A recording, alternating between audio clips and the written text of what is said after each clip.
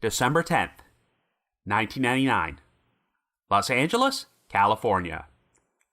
After attending a party at the Dykstra Hall dormitory, Michael Negrete, an 18-year-old freshman at UCLA, spends a few hours playing an online video game on his computer with a friend and is last seen at around 4 a.m. Hours later, Mike's roommate wakes up and discovers that he is gone from the room and has left behind his wallet and his keys. There's some intriguing leads, such as a bloodhound tracking Mike's scent to a bus stop and an eyewitness sighting of an unidentified man in the dorm around the time Mike went missing, but no trace of him is ever found. After that, the trail went cold.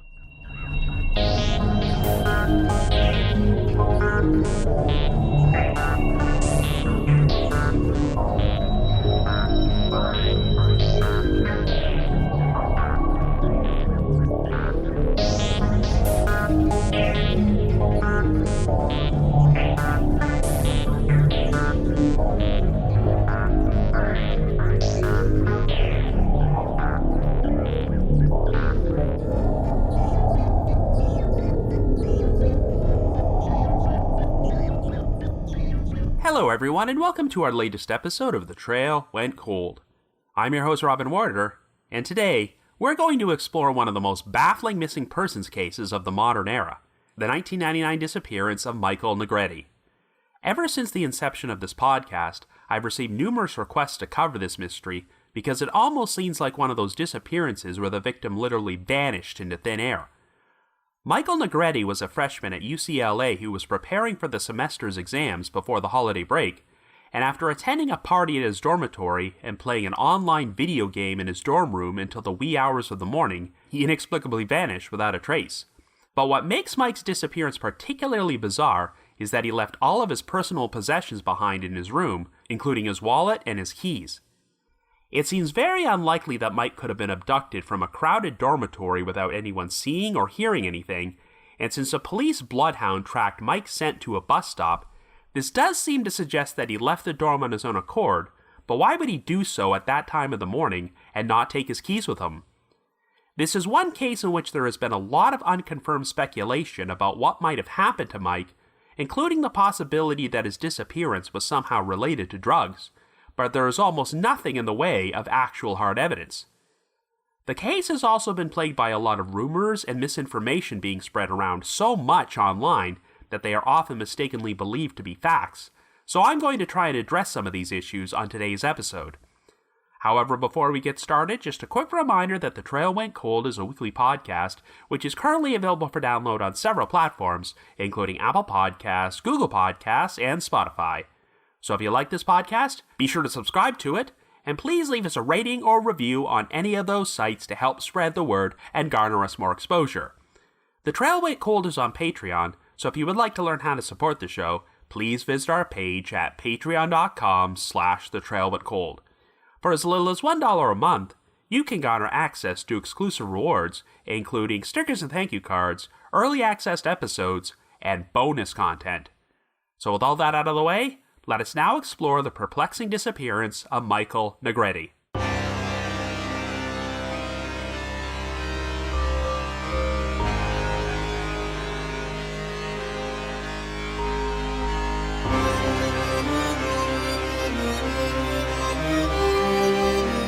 Our story begins in California in 1999, and our central figure is 18-year-old Michael William Negrete, who goes by the name Mike.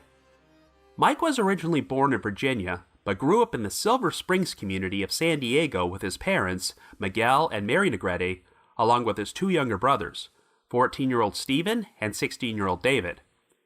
After graduating with honors at Rancho Bernardo High School, Mike is now a freshman at the University of California, Los Angeles, aka UCLA, and attending there on a music scholarship. Mike loves jazz music and is particularly skilled at the trumpet, as he once won a trophy for Outstanding Soloist at the Coronado Jazz Festival. In addition to the trumpet, Mike is also learning how to play the steel drums, and is part of a band called Island Fever, who have performed at such places as the San Diego Zoo. While the other members of Island Fever are older than Mike, they allowed him to join their band at a young age because of his talent and dependability. During his first semester at UCLA, Mike has gotten good grades in his classes and made a number of new friends. He is currently residing at the Dykstra Hall dormitory located on campus near the intersection of Gailey Avenue and Strathmore Boulevard in the Westwood neighborhood. Mike's room is located on the 6th floor of the dorm, and he also has a roommate, and at this particular point he is preparing for exams. Mike last visited his family at Thanksgiving, and on Thursday, December the 9th, he would email his mother and inform her of his plans to return home for the Christmas holidays on the 15th. Later that evening, Mike played trumpet at a concert before attending a party being held on his dorm floor. The party was attended by about 15 to 20 students and involved drinking margaritas, and sometime during the early morning hours of December the 10th, Mike returned to his room and proceeded to play an online video game on his computer with another friend who lived in the dorm. The game lasted for several hours, and since it was played over the campus's intranet system, records would show that Mike logged off at 3:40 a.m. Sometime around 4 o'clock, Mike left his room in order to congratulate his friend on winning the game, but shortly after this, he would somehow vanish without a trace. We can't be certain if Mike ever returned to his room at any point, as his roommate had been sleeping while all this was going on. The roommate would claim that he woke up later that morning at 9 a.m. and noticed that Mike was not there, and his bed did not appear to have been slept in. But curiously, all of Mike's personal belongings, including his wallet and keys, had been left behind.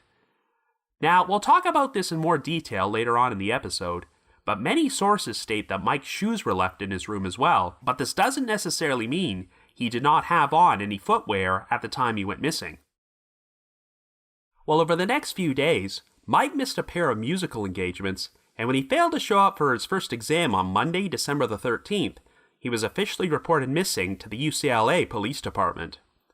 A police bloodhound was used to track Mike's scent from Dykstra Hall, and the dog would be described as moving in a zigzag pattern while following the scent across the UCLA campus. The scent finally came to an end at a bus stop located at the intersection of Sunset Boulevard and Bellagio Street, which is about a 15 to 20 minute walk from the dorm. While Mike did not own a vehicle, it seemed odd that he would leave his keys and wallet behind in his room in order to catch a bus during the wee hours of the morning, particularly since there were at least 3 other bus stops on campus which were located much closer to Dykstra Hall.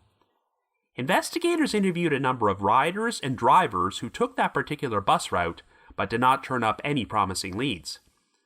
It's also been reported that Mike's scent specifically ended at a payphone next to the bus stop, but while investigators did apparently check to see if any calls were made from that phone, it does not appear they found anything.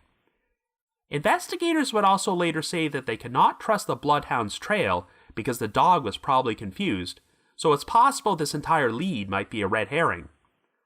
Searches were also performed of Dykstra Hall's garbage chute, as well as a number of construction sites located on campus, but they failed to turn up any trace of Mike.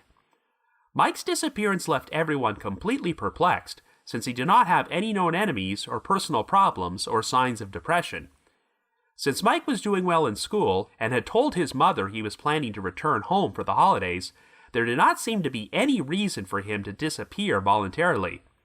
Regardless, the Negrete family held out hopes that Mike was still alive somewhere, so shortly before Christmas, they made this public plea to him, quote, "Michael, we love you and want to have you with us on Christmas. Your brothers miss you and are counting on having you back." End quote.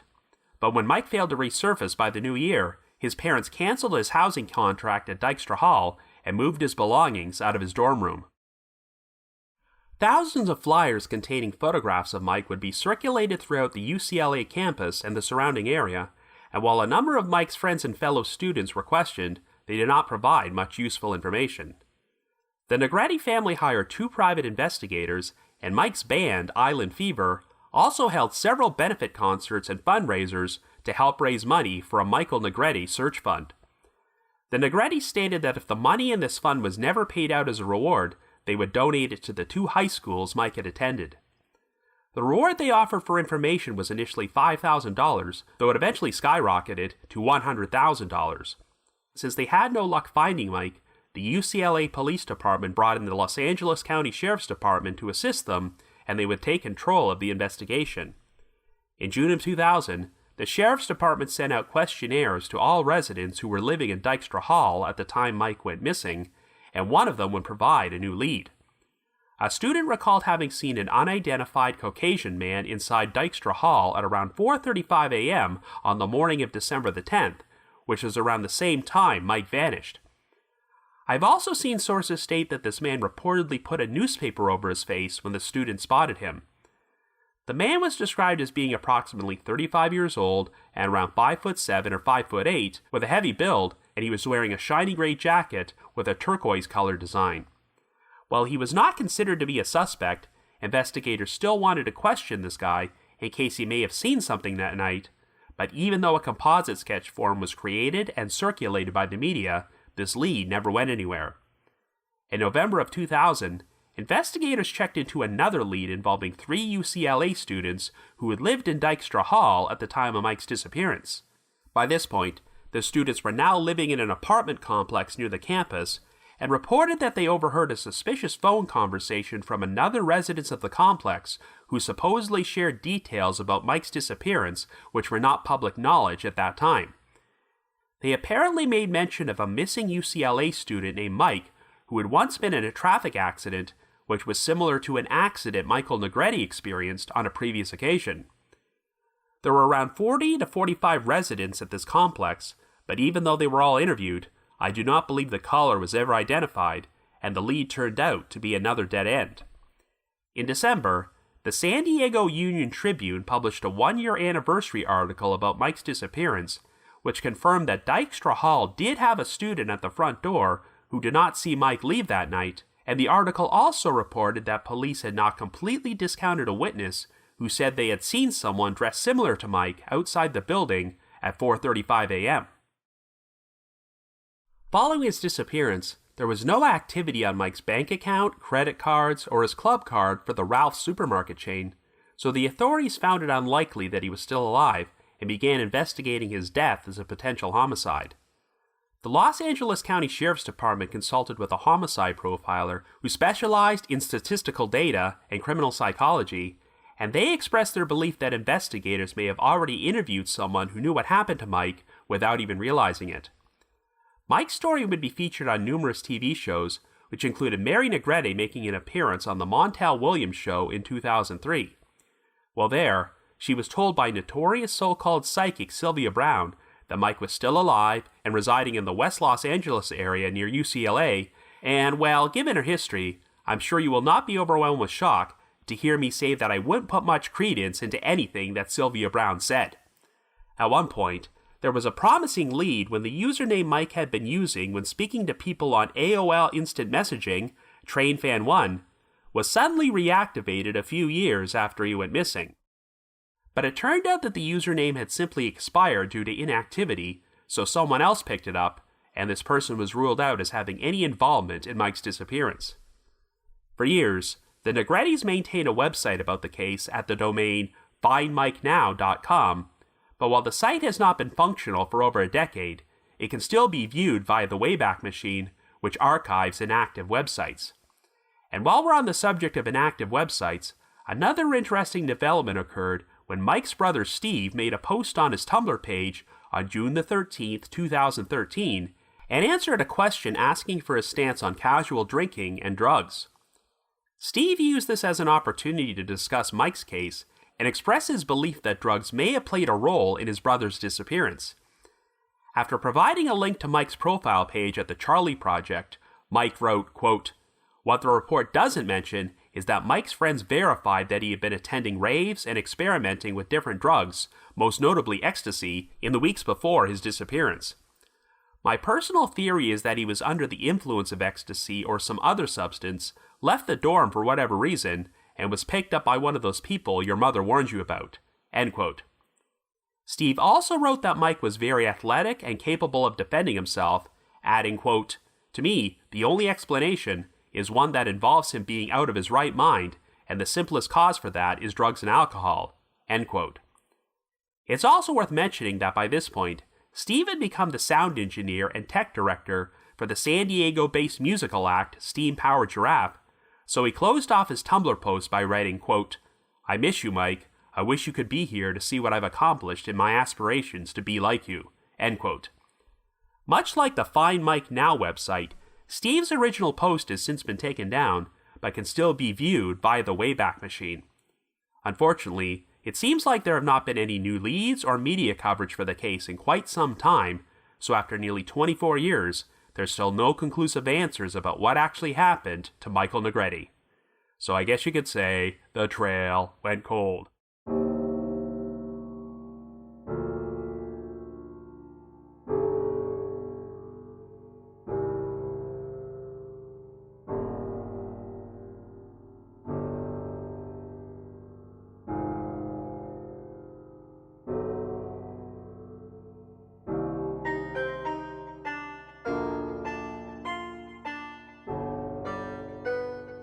So I'm fairly comfortable saying that this is one of the most baffling missing persons cases you'll ever find.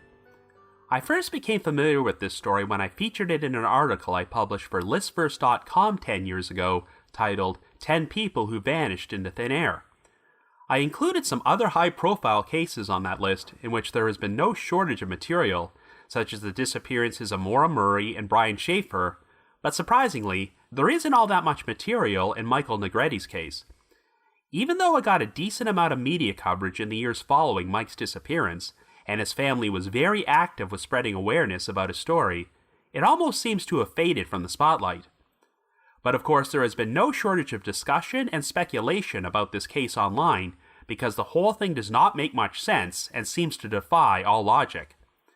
Now, getting back to the Brian Schaefer disappearance, which took place in Columbus, Ohio in 2006, the main reason his case has generated so much discussion is because he seemingly vanished from a crowded bar, and for years, the narrative that was spread is that the bar's cameras failed to capture him leaving, so how is this disappearance even physically possible? But in retrospect, it seems like this detail about the cameras was greatly exaggerated, and that Brian could have exited the bar without being captured in any footage. Sometimes, the spreading of misinformation can cause a cold case to seem more mysterious than it really is, and this logic also applies to Michael Negrete's disappearance. For instance, if you search through online discussions of this case, you'll find a lot of people who seem to believe that there was security camera footage of Mike leaving Dykstra Hall on the night he went missing, and some of them are even certain that they've seen this footage at one point on a TV show or something. But from all my research, I have not found one legitimate source that confirms that any surveillance footage of Mike actually exists, so this appears to be one of these cases where a piece of false information has been repeated and spread around so much that it becomes accepted as fact. There also seem to be people who believe that Mike left the dorm and went outside while he was barefoot, which would certainly be an odd detail if true, but this has never been conclusively confirmed either. Just because Mike left behind his shoes in his room does not necessarily mean he was barefoot, and in fact, it's been reported that Mike disliked bare feet in general. Most sources you'll find state that the last time Mike was confirmed to be alive was when he spoke to one of his friends inside Dykstra Hall at around 4 a.m., but the actual circumstances of how or when Mike left the dorm are still a big mystery. Mike was noticed to be missing when his roommate woke up at 9 a.m., and realized Mike was not there, but anything could have happened to him during that 5-hour window.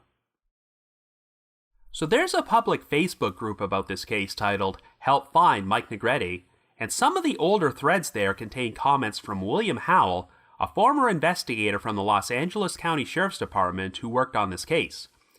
During his comments, Howell was able to provide clarification on a number of different issues, such as the aforementioned controversy with Mike's shoes. Howell claims that when Mike was last seen, he was dressed in a plain t-shirt, shorts, and slippers. So no, Mike was not barefoot, though he did not appear to be dressed like someone who had plans to travel somewhere. But curiously, Howell also says in numerous comments that the last person to see Mike alive witnessed him walk out of the dorm's front door alone at 4:28 a.m. while dressed in a t-shirt, shorts, and slippers, even though the temperatures that morning were quite cold. If true, then it sounds like investigators were able to turn up a credible witness who confirmed they saw Mike leaving Dykstra Hall.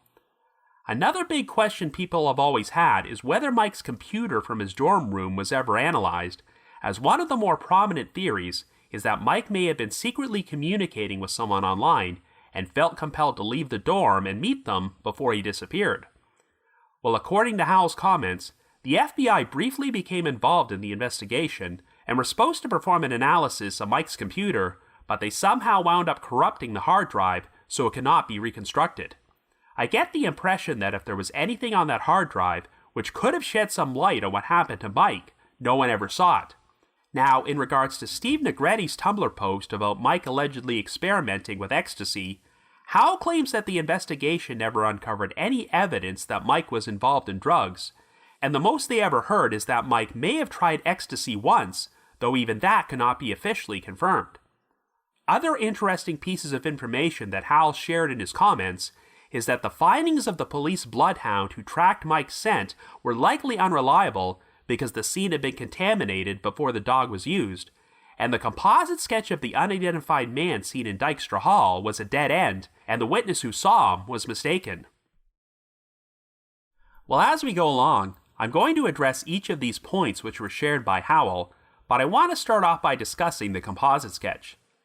Even though the guy in the sketch looks like your standard generic 30-something white male, online sleuths have pointed out that he bears a resemblance to two particular individuals. One of them is Mark Collins Rector, who owned a media company called the Digital Entertainment Network, whose headquarters were located just over 3 miles away from the UCLA campus at that time.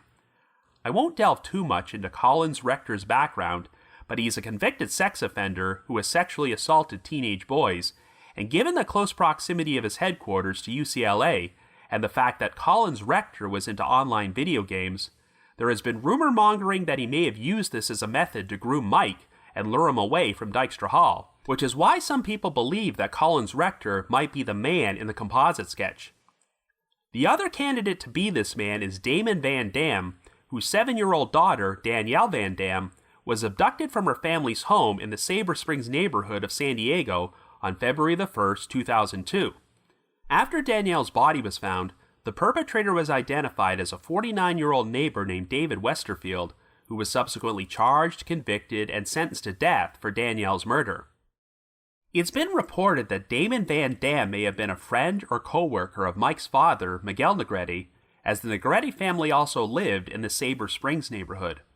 Admittedly, Damon does bear a resemblance to the man in the sketch, so there is a blog out there which has pushed forward the idea that Damon may have been responsible for Mike's disappearance.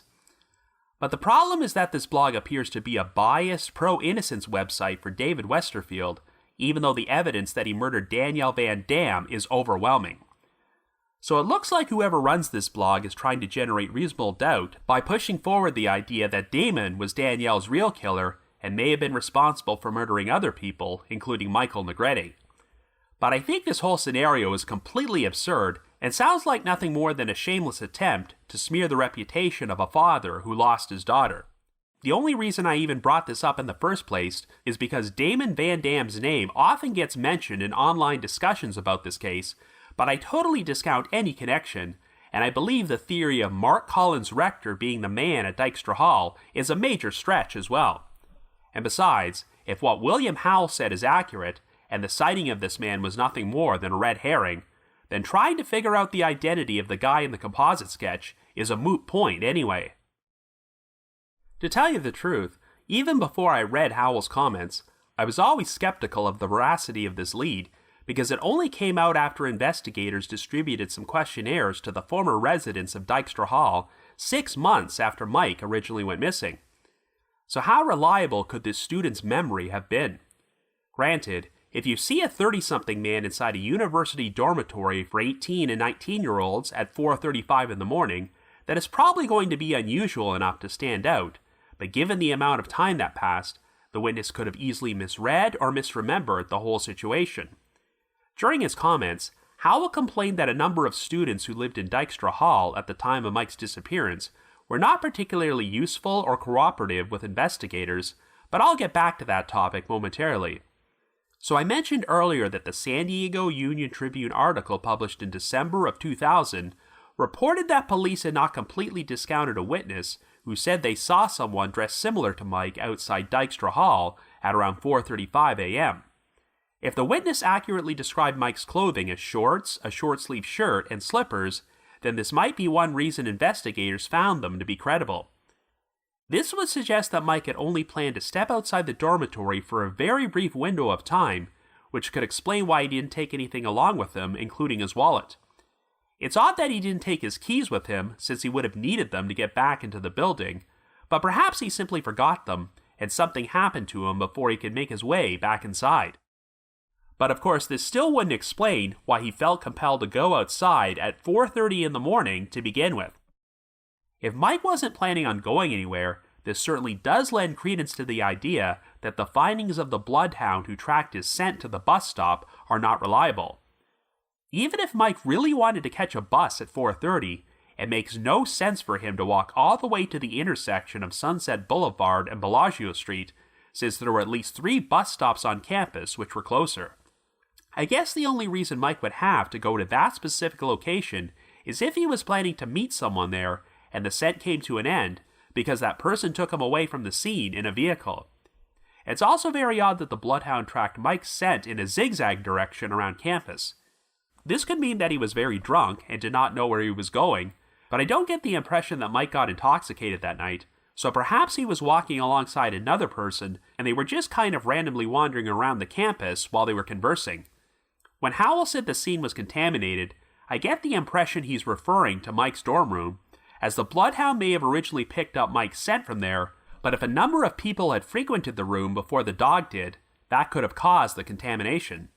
For instance, perhaps the bloodhound was unknowingly tracking the scent of Mike's roommate and following a route that he had taken on a previous occasion. Or perhaps the dog was tracking Mike's scent from when he walked that route on another occasion prior to his disappearance. So much like the sighting of the man in Dykstra Hall, perhaps the findings of the bloodhound are just another red herring in this case. However, to get a better understanding of what Mike may or may not have done on this particular morning, we have to discuss his background, as well as the events in his life prior to his disappearance. Mike's family has always maintained that he had no personal problems and no signs of being suicidal or depressed, and his last communication to them was sharing his plans to return home for the holidays. I mean, theoretically, if Mike was feeling suicidal, that would explain a lot about why he left his dorm without appropriate clothing and never bothered to take his keys and wallet along with him, as he may have been planning to end his own life and had no intention of ever coming back. But even if that was the case, what happened to Mike's body? Were there any nearby places he could have gone to kill himself where his remains would not be discovered for nearly 24 years? While suicidal people can sometimes do unpredictable things, Mike's behavior before he went missing did not give off any red flags, as he spent most of the night partying, hanging out with friends, and playing an online video game. While academic pressure can sometimes drive students to suicide, it sounds like Mike was doing very well during his first semester, so unless there's additional evidence we don't know about, I think we can rule out the suicide option. And of course, I think there's virtually zero chance that Mike disappeared to start a new life. Since the authorities eventually announced that they were investigating Mike's disappearance as a potential homicide, the most likely theory is that he became the victim of foul play, but how would these events have played out?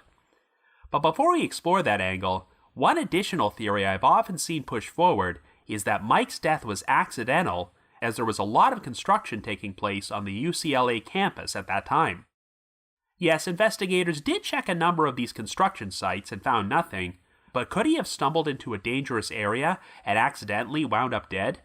Is there a possibility that some of the construction work unknowingly concealed his body and have prevented it from ever being found?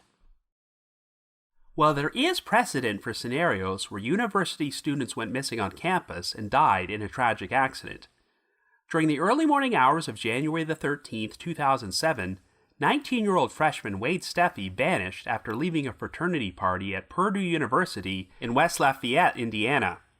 Wade remained a missing person for the next 2 months, until his body was discovered behind a transformer inside a high-voltage utility room at a residence hall on campus. Wade had gotten intoxicated at the frat party and presumably wandered into the utility room and accidentally electrocuted himself on the transformer, and his body was so well concealed that some initial searches for Wade failed to notice him. But of course, there's a major difference between a victim's body going unnoticed for 2 months rather than 24 years, so if Mike suffered an accidental death on campus, would he really manage to remain undiscovered for that long? I've seen the theory about construction projects accidentally concealing a body being pushed forward in a number of unsolved missing persons cases, such as the disappearance of Joan Risch and my recent episode about the lost boys of Hannibal, but unless the victim's body was incredibly hard to notice, it would take some very incompetent construction crews to do something like this. There's also the fact that unlike Wade Steffi, it does not appear that Mike was intoxicated at the time he disappeared. While he may have drank margaritas at the dorm party he attended, Mike then went back to his room and spent the next several hours playing an online video game, which does not point to him being drunk and not having all of his faculties.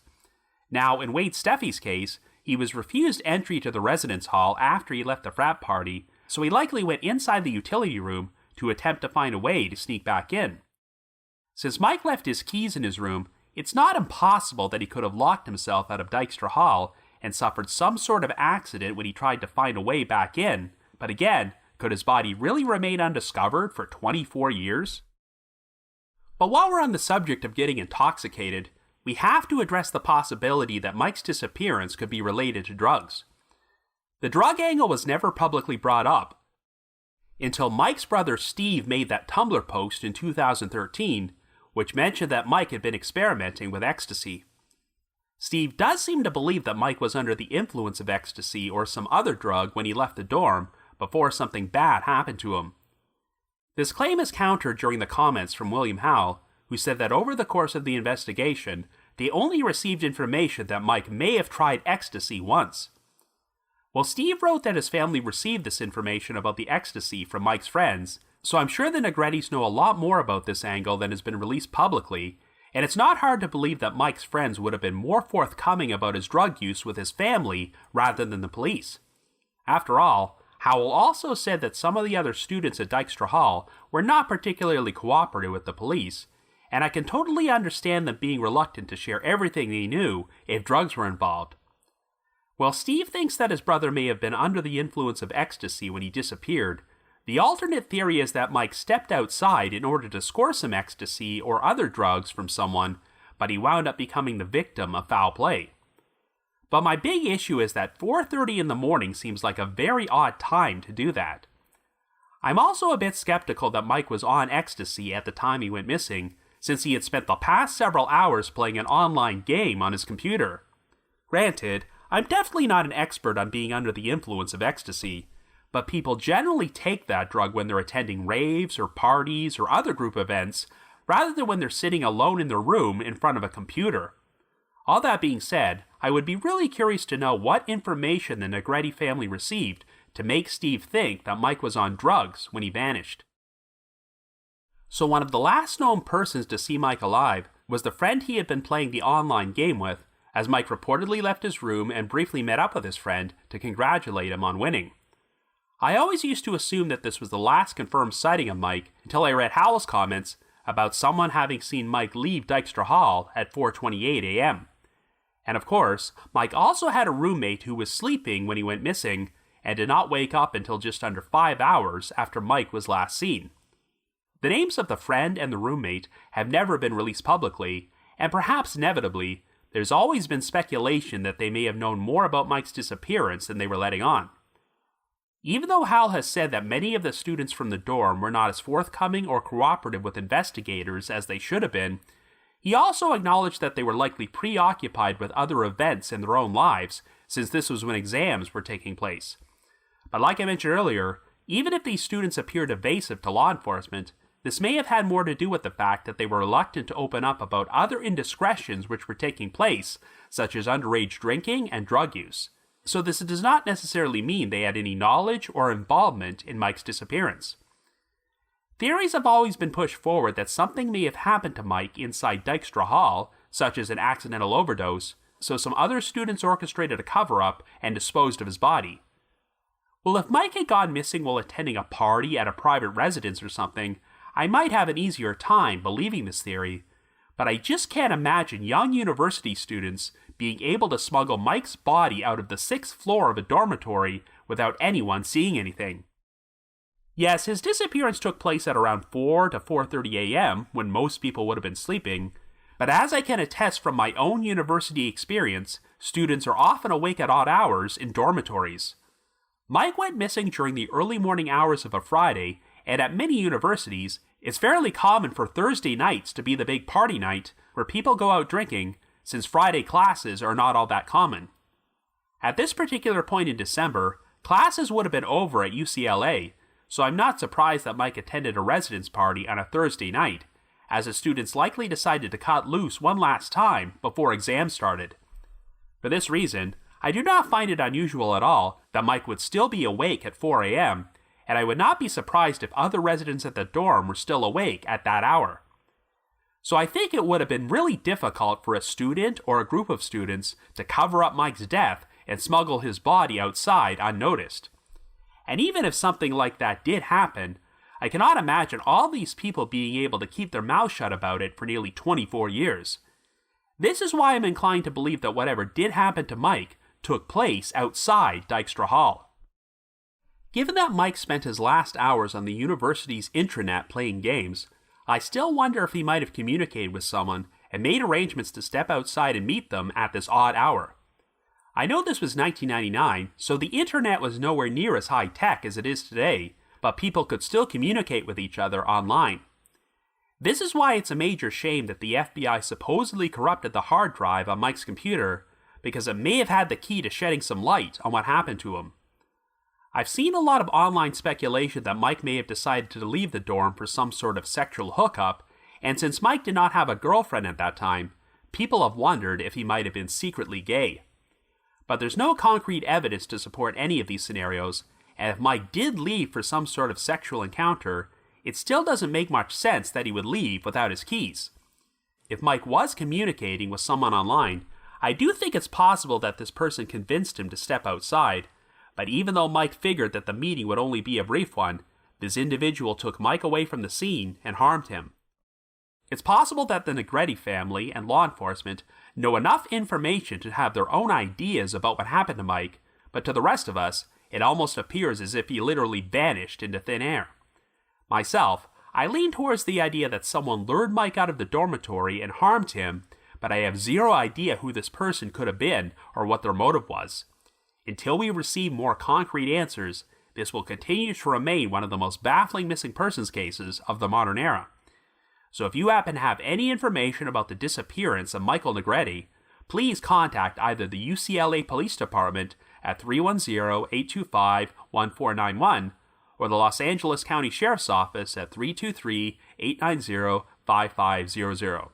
Once again, either contact the UCLA Police Department at 310-825-1491 or the Los Angeles County Sheriff's Department at 325-890-5500.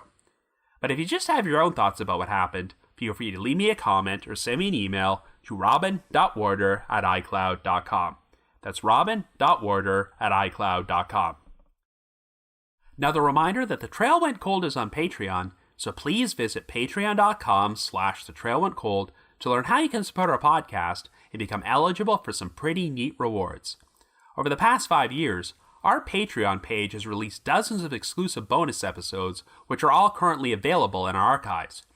This past month, I released an episode titled The 10 Dumbest Segments on Unsolved Mysteries, where I discussed some of the silliest so-called mysteries that were featured on the show.